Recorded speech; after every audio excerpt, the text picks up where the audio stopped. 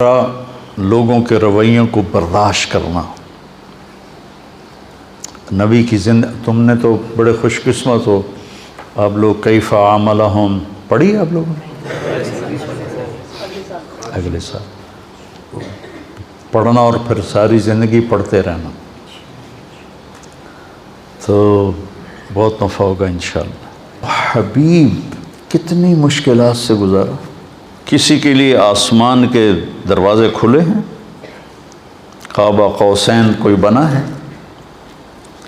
اور نیچے پتھر پڑ رہے ہیں، احد میں دان ٹوٹ رہے ہیں.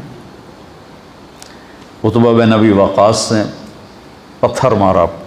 سعد بن ابی وقاص کا سگا بھائی وہ ادھر اور سعد عشرہ مبشرہ ادھر، اور شکست ہو چکی تھی. اور ابو بکر، عمر، علی، سعد بن ابی وقاص، طلحہ، زبیر اور ابو دجانہ اور عباد بن بشر اور عبادہ بن صامت، نعمان بن حارثہ، ان لوگوں نے آپ کو گھیرے میں لیا ہوا تھا.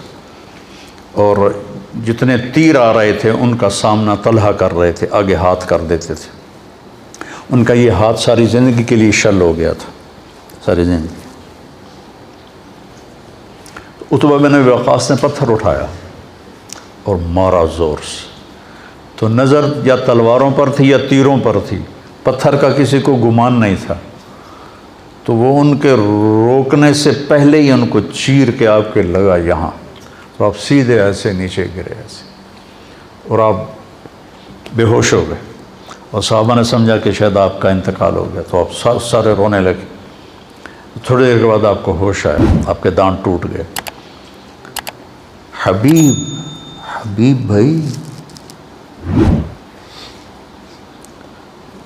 لا ترفعوا اصواتكم فوق صوت النبي ولا تجهروا له بالقول كجهر بعضكم لبعض ان تحبط اعمالكم وانتم لا تشعرون. اونچی بولنے پر بھی تمہارے عمل ضائع کر دوں گا. ان الذين ينادونك من وراء الحجرات اکثرهم لا يعقلون ولو انهم صبروا حتى تخرج اليهم لكان خيرا لهم. کتنے آداب اللہ سکھا رہا ہے. اور کہیں یا محمد نہیں کہا، یا آدم اسکن انت وزوجک الجنہ، یا نوح اہبط بسلام منا، یا ابراہیم قد صدقت الرؤیا ما تلک بیمینک یا موسیٰ، یا داود انا جعلناک خلیفہ، یا عیسی مریم انت قلت للناس. ہر نبی کا نام لیا. اپنے شیخ سے پوچھو کہ عربی معاشرت میں نام لینا یہ کم درجہ ہے اور کونیت سے پکارنا اعلیٰ درجہ ہے. ابا فلاں، اور جس کا کوئی بیٹا نہیں ہوتا تو اس کو ابا عبداللہ کہتے ہیں، یا ابا عبداللہ، یا اما عبداللہ. کونیت سے پکارنا عزت ہے، نام سے پکارنا برابری ہے. اللہ نے باقی نبیوں کو نام سے پکارا اور اپنے حبیب کو کسی جگہ یا محمد نہیں کہا.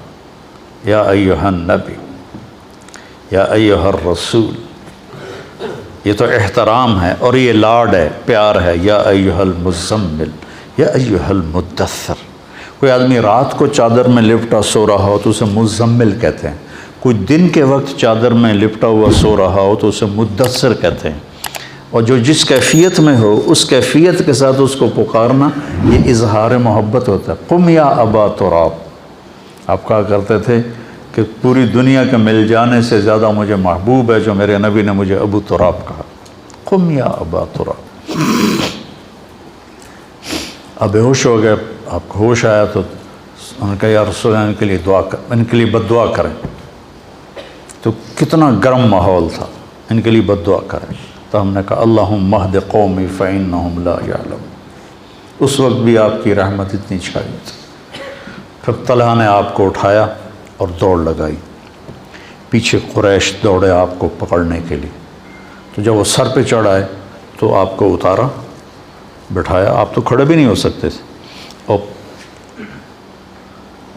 اس زخمی ہاتھ سے قریش کا منہ پھیر دیا اور ان کو بھاگنے پہ مجبور کر دیا. پھر آپ کو اٹھایا اور پھر دوڑ لگائی. پھر قریش چڑھائے، پھر آپ نے ان کو بٹھایا، طلحہ نے آپ کو بٹھایا اور پھر ان پر پلٹ کے حملہ کیا اور ان کا منہ پھیر دیا، اور پھر آپ کو اٹھا کے دوڑ لگائی۔ قریش پھر چڑھ کے آئے،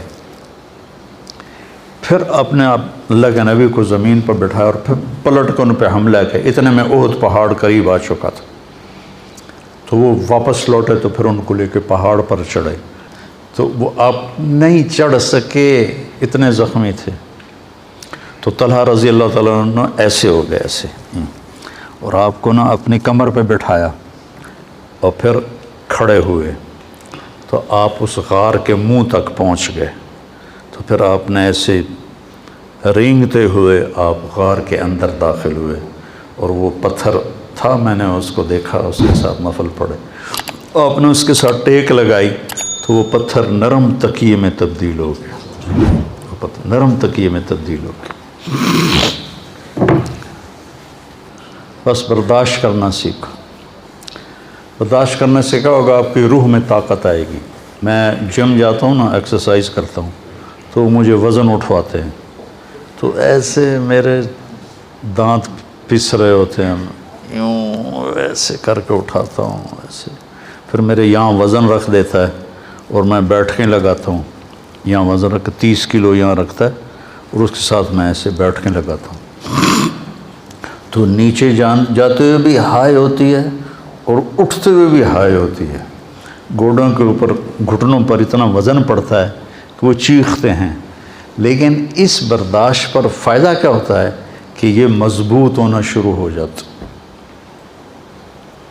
جتنا اس پہ برداشت ڈالی جاتی ہے اتنا وہ مضبوط ہوتے جاتے ہیں، مضبوط ہوتے جاتے ہیں۔ تو جب آپ لوگوں کے خاص طور پر گھر میں ماں باپ، بھائی بہن اور خاص طور پر بیوی، جب آپ ان کے رویوں کو برداشت کریں گے تو آپ کی روح میں ایک طاقت پیدا ہوگی، ہائے ہائے تو نکلے گی، جیسے میں وہ وزن اٹھاتا ہوں تو ہائے ہائے نکلتی ہے میری، اور پھر پیاس لگتی ہے بہت سخت، وہ حالانکہ میں گھر سے پانی پی کے جاتا ہوں، لیکن پھر تھوڑی دیر کے بعد میں کہتا ہوں پانی لاؤ، پانی پینا پڑتا ہے، تو وہ پیاس لگتی ہے، لیکن اس کا فائدہ لوٹ کے آپ کو ہوتا ہے، آپ کی صحت اچھی ہو جاتی ہے، آپ کے مسئلے اچھے ہو جاتے ہیں، آپ صحت مند رہتے ہیں۔ بیماری تو تقدیر ہے، اس کو تو کوئی ٹال نہیں سکتا ہے، لیکن آپ کے صحت مند ہونے کا راستہ ہے وزن کو برداشت کر۔ یہ جو تھا نا گاما پہلوان، گاما کے نام سنا؟ گاما، غلام محمد عرف گاما، یہ تھا ورلڈ چیمپئن، اس وقت رستم زمان کہتے تھے۔ اس نے 1913 میں انگلینڈ میں، امریکہ کا پہلوان تھا 7 فٹ کا، اور گامے کا قد تھا 5 فٹ 6 انچ، 5 فٹ، مجھ سے بھی چھوٹا قد تھا اس کا، تو اس نے اس کو اٹھا کے پٹخ دیا تھا۔ پہلے جب وہ مقابلے کے لیے آیا تو جو تھے نا جج، انہوں نے اس کو ریجیکٹ کر دیا کہ تیرا قد بہت چھوٹا ہے، تو اتنے بڑے پہلوان سے کہاں لڑے گا؟ انہوں نے کہا میں چیلنج کرتا ہوں۔